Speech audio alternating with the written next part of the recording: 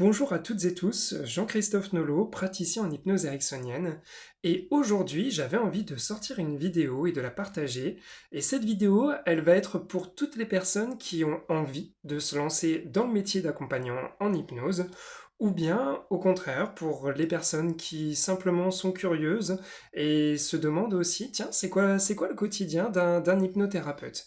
Donc, cette vidéo, elle est vraiment adressée à ces deux types de personnes, celles qui veulent se lancer dans le métier ou celles qui sont curieuses. Cette vidéo, elle va être composée de plusieurs parties. Va y en avoir à peu près trois grandes principales. La première, ça va être tout un pôle qui va être orienté pratique. La deuxième, ça va être tout un pôle formation. Et la troisième, c'est tout un pôle communication. Le but, c'est vraiment de vous expliquer en gros à quoi ça ressemble la vie d'une personne qui accompagne pour le coup. Alors juste pour vous parler brièvement de moi ça fait 4 ans pour le coup que je suis accompagnant. J'ai travaillé pas mal dans la comptabilité. D'ailleurs récemment j'ai de nouveau repris un travail à temps partiel dans la comptabilité et on en parlera également parce que c'est important. Peut-être la toute première étape qui est importante de dire avant de vous lancer dans le métier d'accompagnant, une chose assez importante, si vous faites ce métier-ci pour gagner de l'argent, pour le coup, ça peut s'entendre, mais je vous le déconseille pour le coup parce que vous risquez de tomber de haut. Et c'est déjà avant tout un métier qu'on fait par passion, c'est un métier de cœur qui nous anime et qui nous habite. C'est pas forcément incompatible avec la valeur gagnée de l'argent. Par contre, c'est pas des métiers dans lesquels on s'enrichit beaucoup pour le coup. Après, c'est comme partout, il y a des personnes qui réussissent à très bien gagner leur vie de ce métier-ci, mais c'est pas la majorité des cas. En tout cas, de ce que moi j'ai pu repérer de mon expérience. Et là encore, on en parlera un peu plus loin. Mais on va déjà commencer par le premier pôle.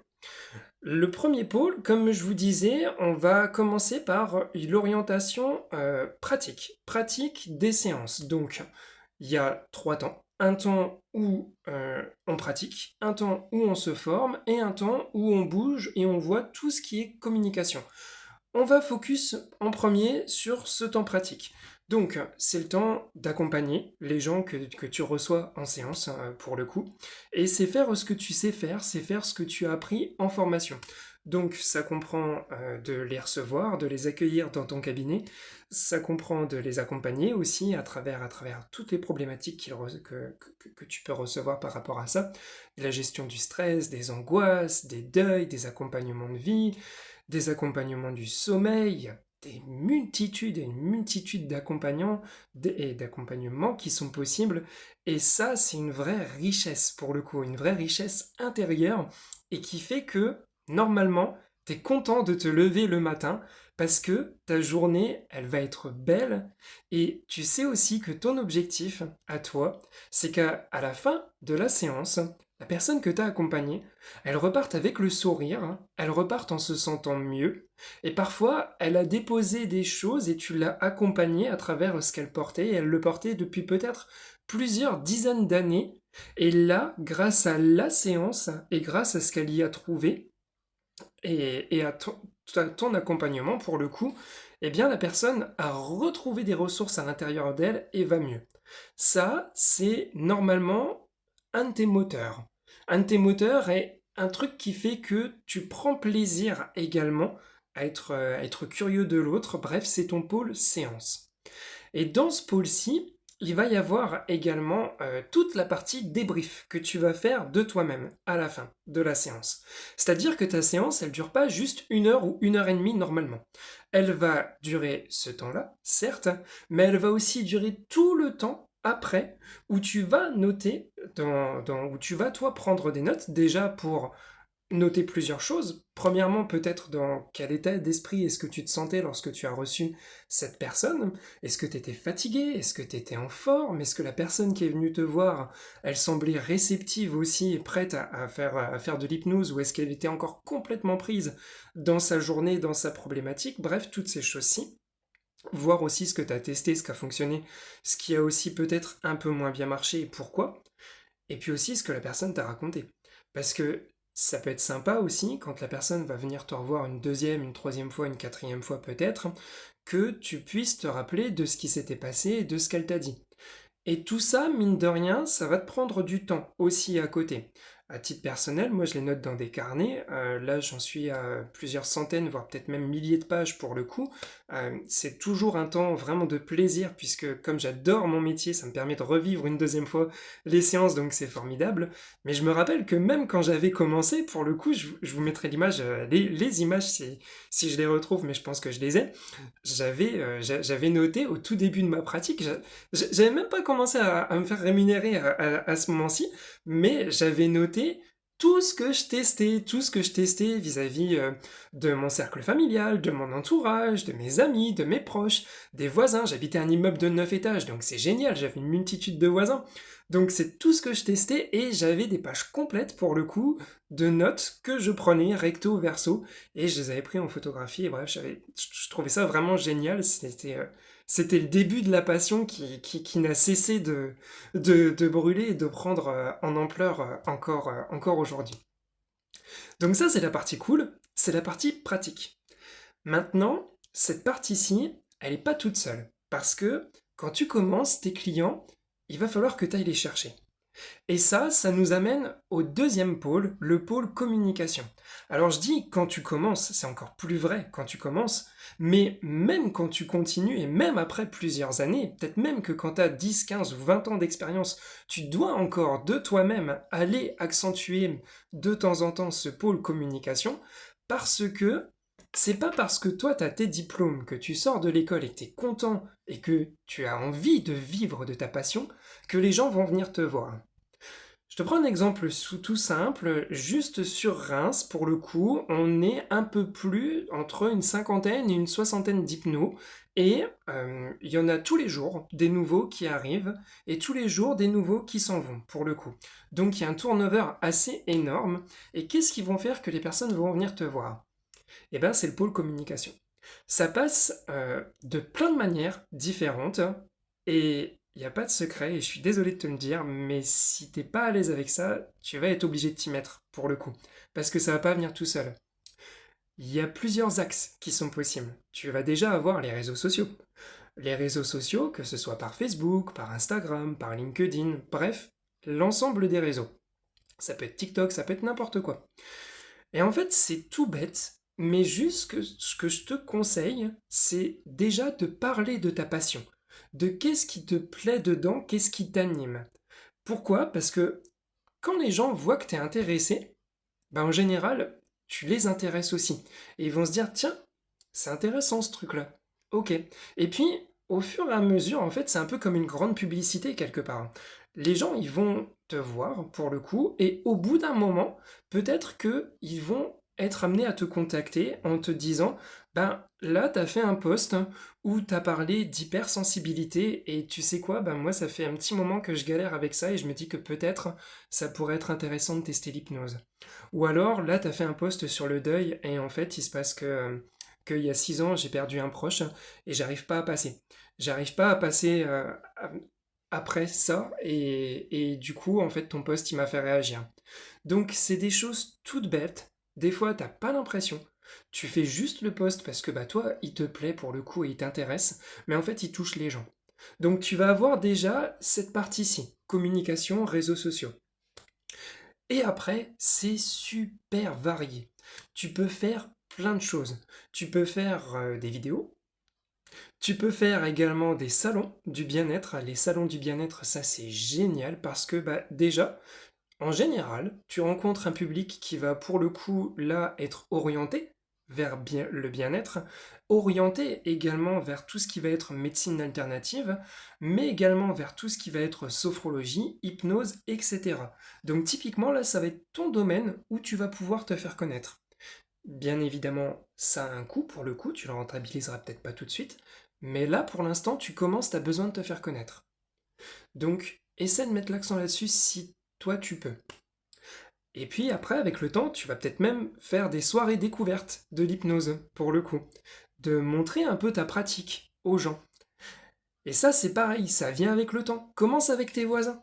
Commence avec tes voisins, si tu as un bon contact avec eux, fais deux trois soirées, juste des soirées normales, et puis tu parles un petit peu d'hypnose. Et puis là, tu fais un petit signaling inconscient, hypnotique, une main qui bouge toute seule, un doigt qui dit oui, un doigt qui dit non, une main qui dit je sais pas. Et ça intrigue, et ça y est. Et ça y est, et déjà au début, peut-être tu peux recevoir les personnes gratuitement, c'est ok pour ça, ou juste leur faire payer juste 10 balles histoire d'eux. Mais tu as besoin de te faire connaître, pour le coup. Et en fait, ta communication, autant tu vas avoir des journées, des week-ends même dédiés entièrement à ça, autant c'est quelque chose que tu peux tous les jours mettre en place.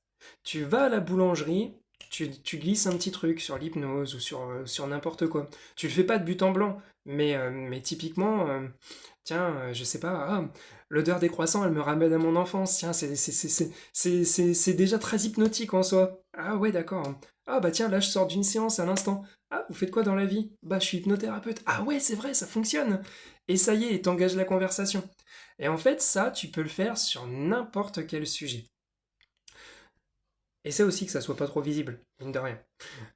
Parce que sinon, au bout d'un moment, ça risque de saouler les gens aussi. Et c'est pas le but. Le but, c'est pas non plus de faire du rentre-dedans. Toi, t'as besoin de te faire connaître, hein, et tu vas te prendre des murs, hein. Clairement, au niveau de ta communication, tu vas te prendre des murs. Il y a des gens qui vont te dire, bah non, en fait, c'est pas possible. Non, moi, j'y crois pas à ton truc. Pour moi, t'es un charlatan, t'es un marabout. Ok, c'est pas grave. C'est pas ces personnes-là que toi, tu vises, pour le coup. Euh, Toi, tu cherches des personnes ben, juste qui sont en demande, pour le coup, ou juste, en fait, tu vas pouvoir pratiquer, tu as besoin de pratiquer. Donc, n'hésite pas à lancer ta communication et à investir dedans, à en parler tous les jours. Par rapport également à tes séances, ce qui va t'aider, ça va être de demander des avis Google aussi aux personnes. Pourquoi? Parce que c'est tout bête, mais la première chose que toi tu fais, par exemple, quand tu cherches un dentiste, quand tu cherches un sophrologue, quand tu cherches une personne, je sais pas, pour avoir un massage, ce que tu fais, c'est que tu vas regarder les avis Google. Si la personne a des bons avis, tu vas avoir tendance à avoir envie d'aller vers elle, sinon, t'y vas pas. Bon, bah ça c'est cool, mais si tu as des avis. Donc, n'hésite pas à en demander aussi. Euh, et demander des avis, ça s'apprend. Ça vient pas comme ça non plus. Donc ça, c'était tout le pôle communication qui, là encore, mine de rien, prend sacrément du temps pour le coup. Donc, tu as le pôle pratique, tu as le pôle communication, et tu as le troisième pôle qui est le pôle formation, pour le coup. Le pôle formation, il est juste indispensable et il est super intéressant. Pourquoi? Parce que quand tu es dans le pôle pratique, eh ben, en fait, il y a des moments où tu galères, hein. Et où tu es là, où tu te dis, mais ça, j'ai jamais eu le cas en séance, et en fait, tu es juste un être humain lambda, quoi. Tu es comme tout le monde. Tu as des connaissances en accompagnement, en hypnose, mais t'es pas omniscient. Et t'as pas le savoir entier, pour le coup. Donc il y a des trucs que tu sais pas. Et puis, ben, mine de rien, t'es tout seul aussi dans ton métier quand t'es accompagnant. Donc, ça te demande aussi de continuellement, un, te remettre en question, et deux, de continuellement t'entourer. De par les amis que tu peux te faire en formation, de par les supervisions que vous pouvez vous faire entre vous aussi.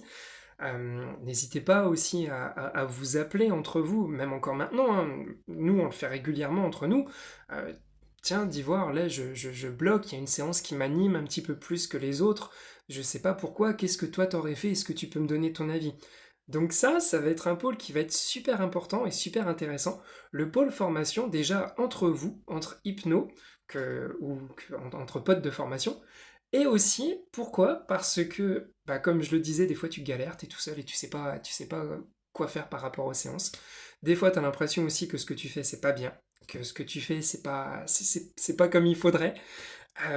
Et en même temps, ça fait du bien aussi de se former. Et puis, tu vas avoir à l'intérieur de ça la supervision. La supervision, c'est quand une séance te touche plus qu'une autre.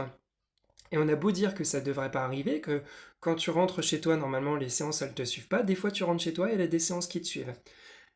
Et là, ça va juste être indispensable de consacrer un temps à la supervision. Un temps pour dire à un professionnel de l'hypnose, pour le coup, ou de l'accompagnement, eh ben là je suis rentré chez moi et pourtant la séance, elle m'a suivi.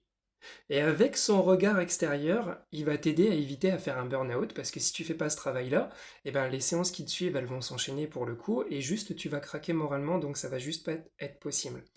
Alors qu'en faisant ça, c'est une chance et c'est un cadeau, puisque ça te permet toi-même de travailler sur toi. Donc tu as le pôle supervision et le pôle aussi où toi-même tu te fais accompagner de ton côté, qui, je pense, est juste super important. Parce que ça, on n'en a pas parlé, mais quand tu te lances, et ça, je pense qu'on ne nous le dit pas suffisamment, mais toi, ta vie à toi, elle continue aussi. Elle continue avec toutes ses beautés, mais avec tout ce qui peut se casser la figure aussi. Juste à titre personnel, quand j'ai débuté, j'ai commencé par un 80% dans... Je travaillais dans la comptabilité. 4 jours par semaine, je suis passé de 5 jours par semaine à 4 jours par semaine dans la compta et une journée dans l'hypnose. Je me suis rendu compte que j'adorais ça et que c'était génial pour le coup. Pour rien au monde, je changerais et j'abandonnerais.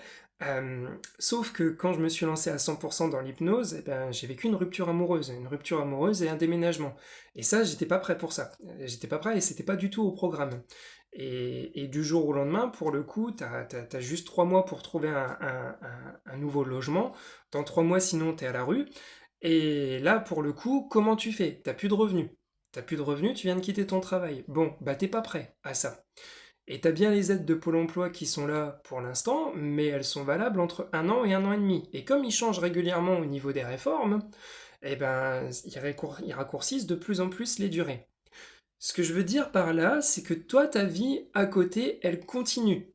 Donc, c'est super important de prendre soin de toi à côté par un accompagnement, toi-même, que ce soit par l'hypnose ou par un accompagnement psy ou quelque chose qui va t'aider à prendre du recul par rapport et à ta vie et à ton métier d'accompagnant. Parce que les deux sont liés. Et comme par hasard, évidemment, les personnes que je recevais à ce moment-là, c'était que des personnes qui vivaient des ruptures amoureuses et qui me disaient je pense tout le temps à cette personne et j'arrive pas à m'en sortir, aidez-moi, filez-moi un coup de main. Et toi, tu te prends le truc en pleine tronche parce qu'il est exactement en train de t'arriver exactement la même chose dans ta vie perso. Donc ça aussi, c'est un truc qu'on ne dit pas, mais tu as vraiment le parallèle entre les deux et ça te demande vraiment une adaptation permanente et de travailler sur toi pour réussir à remonter, réussir à t'adapter à ta vie au quotidien et à ton métier d'accompagnant. Donc ça, là encore, c'était le troisième pôle. Et ce troisième pôle, il n'est pas fini puisque tu vas te former notamment en hypnose, mais également peut-être aussi en neurosciences et en psychopathologie. Euh, c'est des formations qui sont juste super importantes, hein. Les formations en psychopathologie, pourquoi? Parce que ça t'explique avec qui est-ce que tu peux pratiquer l'hypnose, d'avec qui est-ce que c'est fortement déconseillé. On dit que l'hypnose n'est pas dangereuse et c'est vrai. Seulement, Seulement, il y a des personnes avec qui tu peux pas faire d'hypnose, ou avec qui c'est très compliqué. Les personnes qui présentent des troubles bipolaires, il y a risque de décompensation. Et s'il y a décompensation, une décompensation, qu'est-ce que c'est? C'est un moment où la personne, elle part dans sa transe hypnotique et elle t'entend plus. Et si elle est dans un monde qui est tout beau, tout rose, avec des fleurs, bon, à la rigueur, c'est très gênant, mais à la rigueur. Par contre, si elle est dans un monde où elle est en train d'explorer sa colère et qu'elle se retrouve avec des tronçonneuses et qu'elle t'entend plus et qu'il n'y a plus de contact, eh ben, il n'y a pas 50 solutions, t'appelles les pompiers. T'appelles les pompiers et tu ressens une grande sueur froide dans ton dos qui coule. Donc, ta formation, savoir avec qui tu peux faire de l'hypnose, avec qui tu ne peux pas en faire, et comment est-ce que tu repères les personnes qui présentent des troubles bipolaires, qui présentent des troubles schizophréniques, des troubles paranoïaques, des troubles borderline, bref, tous ces types de troubles avec lesquels il est fortement déconseillé de faire de l'hypnose, si tu les connais pas, bah, en fait, tu découvres sur le terrain et ça peut être des découvertes qui sont pas forcément super sympas pour le coup. À titre personnel, cette formation-là, moi, elle m'a sauvé une paire de séances et régulièrement, il y a des personnes que je refuse. Il y a des personnes que je refuse en séance parce que les conditions de sécurité pour moi ne sont pas remplies, pour le coup. Donc ça, c'est important. Tu vas avoir tes spécialisations également, les choses qui te plaisent et qui t'intéressent. Donc là aussi, tu vas t'y former. Et puis, tu vas peut-être même aussi te former à l'art de conter des histoires, par exemple. Oui, comment est-ce que tu racontes une histoire? Notre métier, c'est de raconter également, c'est d'être bon, c'est de capter l'attention, c'est toutes ces choses, hein. Donc comment est-ce que tu te formes à ça? Et tu vas peut-être même aussi avoir un pôle justement webinaire. Et c'est un pôle retrouvailles entre praticiens. Ça peut se faire le soir, ça peut se faire en journée en fonction de tes disponibilités pour le coup, ou juste vous vous retrouvez entre professionnels de l'hypnose, entre accompagnants, et vous échangez sur vos pratiques. Et ça, quand j'ai commencé, et même encore aujourd'hui, c'est un truc que j'adore pour le coup, et sur mon ordinateur, je dois avoir, je sais pas, peut-être 70-80 fichiers, un truc comme ça. J'ai au moins 80 fichiers Word de notes que j'ai prises hein, sur tous ces échanges qui sont juste, un, passionnants, et deux, c'est des échanges sur la pratique, sur comment est-ce qu'on voit les choses, et ça t'apprend plein de nouvelles choses. Ça t'apprend des nouvelles inductions, des nouvelles manières d'amener les gens dans un état d'hypnose. Ça t'apprend aussi à prendre du recul, ça t'apprend plein de choses sur toi, ta manière de pratiquer. Ça te fait relativiser aussi, ça te fait prendre confiance, ça te fait te questionner, bref, hein. Et là encore, c'est beaucoup, beaucoup, beaucoup de temps, tout ça. Et ça se fait en parallèle de ton métier, pour le coup. Donc en fait, ton métier, ça va pas juste être accompagné. Ça va être accompagner, te former, prendre du temps pour ta com et pour ta vie qui continue. Et avec ça, évidemment, tu vas avoir tout un pôle aussi décompression. Le pôle décompression, c'est-à-dire, ben, à un moment donné, l'hypnose, c'est génial. C'est une passion, c'est quelque chose qui habite vraiment, qui vient du cœur et qui est juste exceptionnellement beau pour le coup. Mais c'est bien que tu puisses avoir d'autres activités aussi à côté. Des activités, je sais pas, pour ta famille, pour ta vie perso, pour tes loisirs, pour aussi, de temps en temps, pour le sport, pour couper aussi, et là encore, prendre un peu d'air, et pour ensuite encore mieux repartir. Et il n'est pas à négliger ce pôle-ci, il est vraiment très important aussi. Parce que mine de rien, quand tu accompagnes, eh ben, tu reçois des personnes qui, elles, ne vont pas bien et sont en demande d'aller mieux. Et si toi-même tu vas pas bien, comment est-ce que tu peux les accompagner? Comment est-ce que tu peux accompagner une personne qui souffre de troubles anxieux, qui n'est pas du tout à l'aise avec ses émotions, si toi-même à l'intérieur tu prends pas soin des tiennes? C'est juste pas possible. Donc en tout cas, c'est juste ma vision des choses. Après, tu as le droit de pas être d'accord et c'est complètement ok avec ça. Mais pour moi, il faut que tu prennes soin de toi aussi. C'est juste super important. Et avec toutes les questions que tu vas te poser, est-ce que je suis légitime? Est-ce que je suis bon dans ce que je fais? Est-ce que c'est ok quand même si je fais payer 70 euros à mes clients? Oh là là, mais j'ai l'impression de ne pas être capable. Ces questions-là, peut-être même qu'elles vont rester pendant longtemps. Et en même temps, toi, tu as besoin de vivre à côté.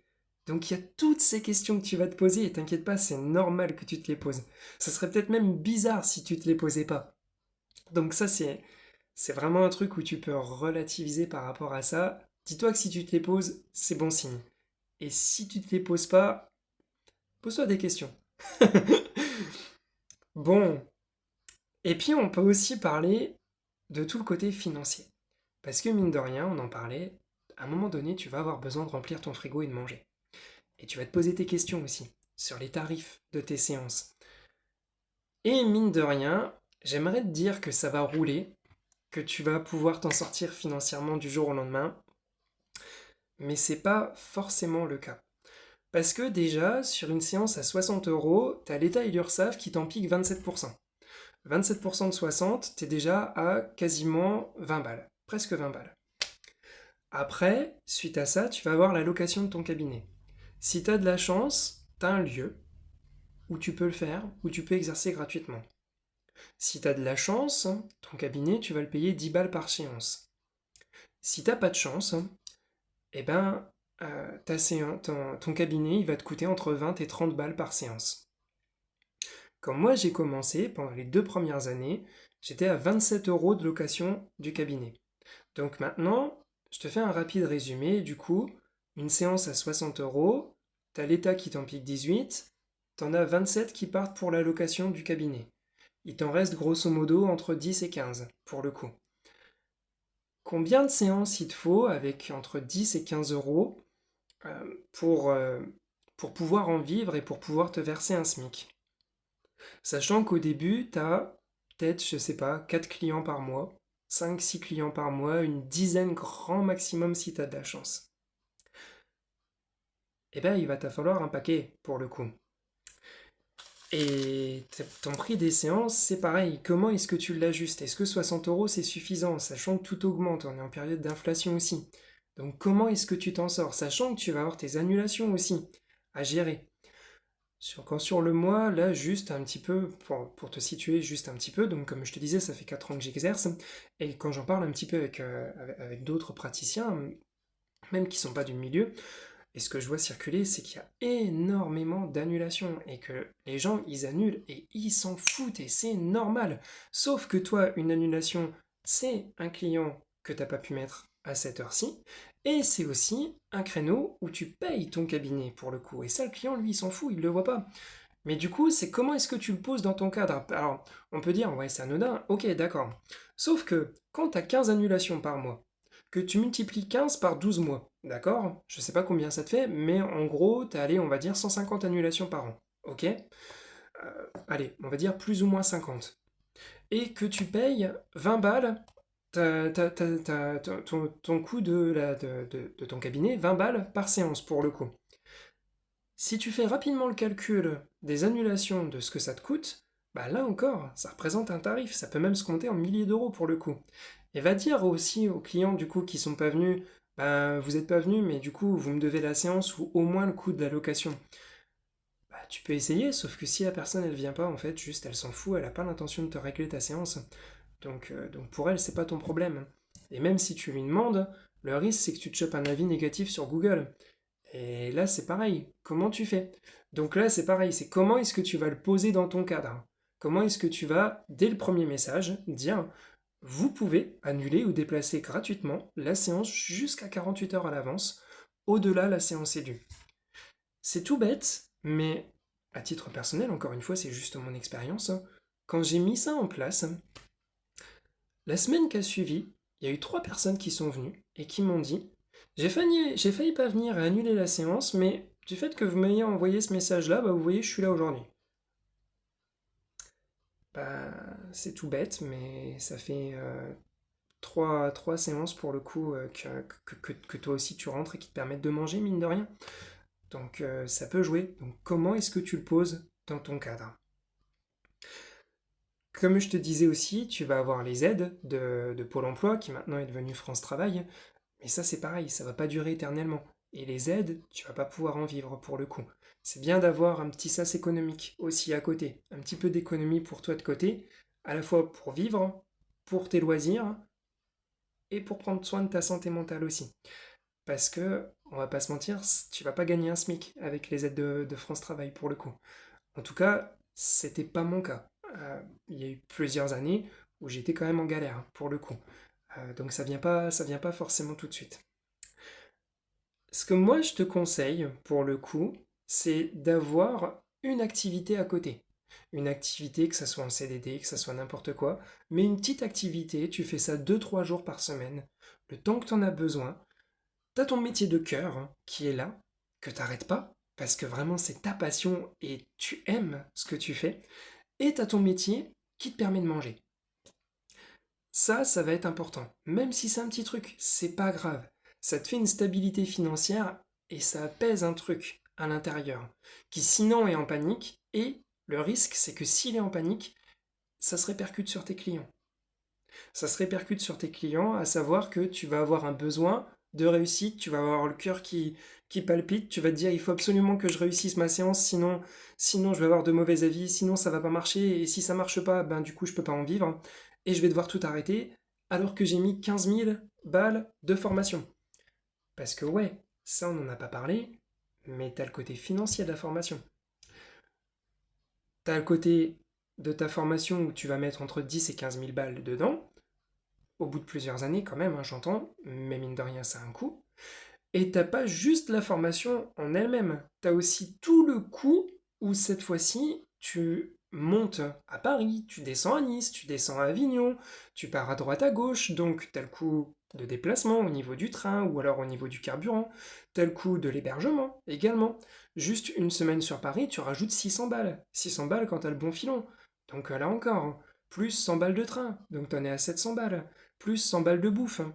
Et encore, t'en es à 800 balles.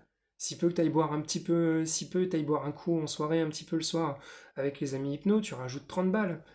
C'est tout bête, c'est des moments conviviaux, mais tout ça, c'est à prendre en compte. Et ta formation, qui est initialement chouette, elle est pas chère, elle est à 1000 balles pour 7 jours, bah en fait, non, elle est pas à 1000 balles, elle est à quasi 2000 balles, quoi. Et toi, t'as 10 clients dans le mois. Comment tu fais si t'as pas de travail à côté, si t'as pas d'économie ici? Waouh! Plus toutes les questions que tu te poses. Donc voilà, tout ça, c'est à prendre en compte. Et puis, aussi, t'as aussi tous les bouquins que toi, tu vas acheter. Tous les bouquins où on va te parler de Milton Erickson, tous les bouquins où on va te parler de pleine conscience, tous les bouquins où on va te parler de tout ça. Et tout ça, mine de rien, ça te prend du temps de les lire, hein. Ça te prend du temps de les acheter, ça te prend du temps, tout ça. Donc, et ça, c'est important. T'as le programme Psychonautes. Le programme Psychonautes, ça a été mis en place par l'Arche, et c'est génial. Je crois que ça doit être 170 balles par an, un truc comme ça, et c'est vraiment pas si cher que ça pour ce que ça propose, mais c'est une mine d'or pour le coup, en termes de ce que tu peux apprendre sur toi, puisque c'est un travail sur soi par l'hypnose, et de ce que tu peux apprendre en termes d'induction pour tes clients. Et là encore, c'est juste une pépite. Donc ça te prend du temps et tu vas avoir plein de thèmes possibles, des thèmes sur le sommeil, sur la douleur, sur l'ego, sur la confiance, sur le deuil, encore une fois, on y revient. Euh, J'en parle parce que c'est ma spécialisation, donc puis j'en accompagne beaucoup. Euh, mais tu vas avoir toutes ces choses-ci, et ça va juste être super intéressant aussi. Donc voilà, il y aura encore plein de choses à te dire, mais déjà au niveau de mon quotidien, du coup, à titre personnel, c'est ça.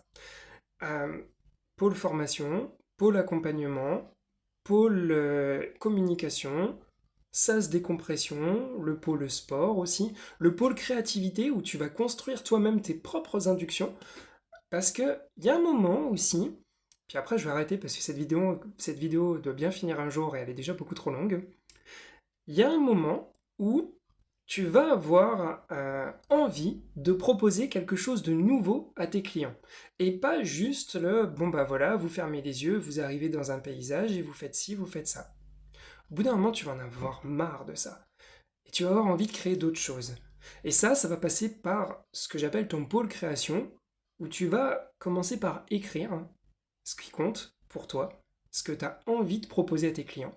Après, tu vas t'enregistrer, tu vas le lire, et à un moment donné, tu vas être content de toi et tu vas le tester. Et tu vas dire, ouais, ok. Imaginez par exemple, je sais pas, vous regardez une œuvre d'art et puis elle attire votre attention et là vous commencez à être embarqué dans un paysage. Et quand vous embarquez dans ce paysage, là d'un seul coup vous respirez mieux. Vous respirez mieux, vous pensez plus du tout à vos problèmes du quotidien. Tout ça c'est loin, les pensées elles s'en vont. Et en fait juste dans le ventre ça commence à faire du bien et là vous commencez déjà à rentrer sans même vous en rendre compte dans un état d'hypnose. Tout ça c'est tout bête. Mais ça vient pas tout de suite. Tu le travailles, tu l'as bossé en amont, tu l'as écrit, tu l'as révisé, tu l'as. Bref, tu as travaillé dessus. Et tout ça, ça te prend du temps aussi, mine de rien. Ça te prend de la passion, ça te prend du temps. Ça contribue à la passion plutôt que ça t'en prend. Mais ça, ouais, tu le bosses aussi toi de ton côté. Donc c'est un temps vraiment qui est juste super important. Et puis enfin, peut-être même qu'on aurait dû commencer par là aussi, comment est-ce que tu démarches des clients? Comment est-ce que tu en trouves pour le coup? Dis-toi bien une chose, c'est que la France, c'est le premier pays consommateur d'antidépresseurs dans le monde. Donc, s'il y a bien un métier où je pense que notre métier d'accompagnant est utile, eh ben, s'il y a bien un pays où c'est utile, je pense que c'est la France, pour le coup, parce qu'il y a énormément de gens qui, malheureusement, se sentent très très mal. Euh, et en fait, ce que j'ai envie de te partager là, c'est juste, mais parle. Parle à ton entourage. Prends contact avec tes voisins. Quand j'ai déménagé, ce que j'ai fait, c'est que j'ai pris mon annuaire. J'ai regardé tous les numéros des sophrologues, des hypnothérapeutes qui étaient là, et je leur ai passé un petit coup de fil Bonjour, je suis Jean-Christophe Nolot, je suis nouveau dans le coin. J'aimerais juste, ben voilà, si c'était ok pour vous, qu'on prenne un petit peu le temps d'échanger. Est-ce que ça vous dirait qu'on se voit? Et là, ben, il s'est passé quelque chose de très beau. En général, les gens disent oui, parce qu'ils sont passés par là aussi, ils sont dans le métier de l'accompagnement, et puis c'est un enrichissement mutuel, pour le coup, et c'est toujours intéressant d'avoir des pratiques, d'avoir d'autres vies, d'autres vues sur des pratiques. Il s'est passé un truc, c'est que ma voisine, mon ancienne voisine, qui était dans l'immeuble juste en face du mien, là, actuellement, eh ben, elle était sophrologue. J'ai passé une après-midi complète chez elle. Elle allait partir en retraite. Et pendant une après-midi complète et entière, elle m'a parlé d'elle. Elle m'a parlé d'elle, elle m'a parlé de son activité, elle m'a parlé de la sophrologie de groupe. Et puis, le courant a bien passé, tant et si bien qu'à la fin, elle m'a dit, écoute, si ça t'intéresse, moi, je te sens bien pour le coup, eh ben, je te propose que tu rencontres mes groupes, tu viens tester des séances, tu vois ce que moi je propose, comment je pratique, tu t'intègres au groupe, et si ça match, à la fin de l'année, moi je prends ma retraite, toi tu reprends les groupes de sophrologie, et t'en fais ce que t'en veux. Tu les gardes en sophro, tu les transformes en hypnose, de toute manière, t'auras le temps de voir, de t'adapter. Eh ben c'est tout bête. Mais aujourd'hui, j'ai entre 3 et 4 groupes d'hypnose par semaine. Donc dès que j'appelle voyage et bien-être, dès que j'appelle hypnose de groupe, il y en a pour lesquels on fait un petit peu de sophrologie, il y en a pour lesquels on fait beaucoup d'hypnose, bref, il y a plein de choses. Et tout ça, ça te permet quoi? Ça te permet de te faire connaître, de continuer à vivre de ta passion.